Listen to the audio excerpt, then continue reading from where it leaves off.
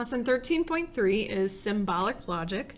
Symbolic just means it's using symbols instead of actual sentences, but we have to pretend that we have sentences and we're trying to find the truth value if we put those statements together with either and or.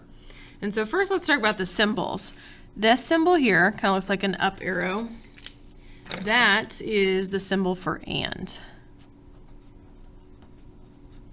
That's what it says. So this statement would say P and Q.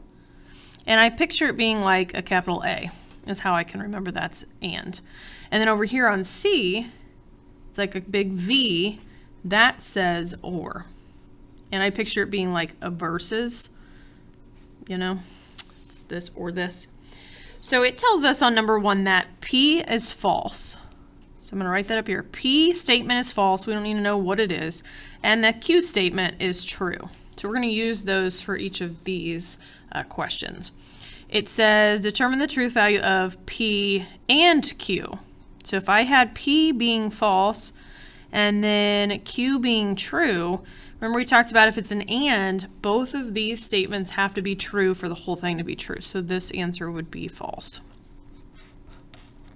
All right, part B, we see a new symbol here, and this is different than what I've ever used. I usually used a squiggle when I used to teach it, but Delta Math likes this. So that little symbol means not. And what that does is it negates or changes the truth value of our atomic statement. So this is going to say not P and Q. That's how you would read that. And so if it's not P, then I would change what we had, P being false, to now it's true. And then Q would still be true. Since it's an and, both things have to be true, and they are. So overall, that would be true. Part C, we said this is P or Q. P is false, Q is true. Or we just need one of them to be true, and it is.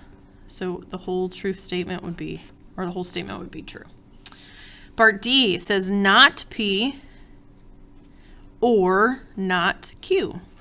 So that would just change our P from false to true and our not Q to false.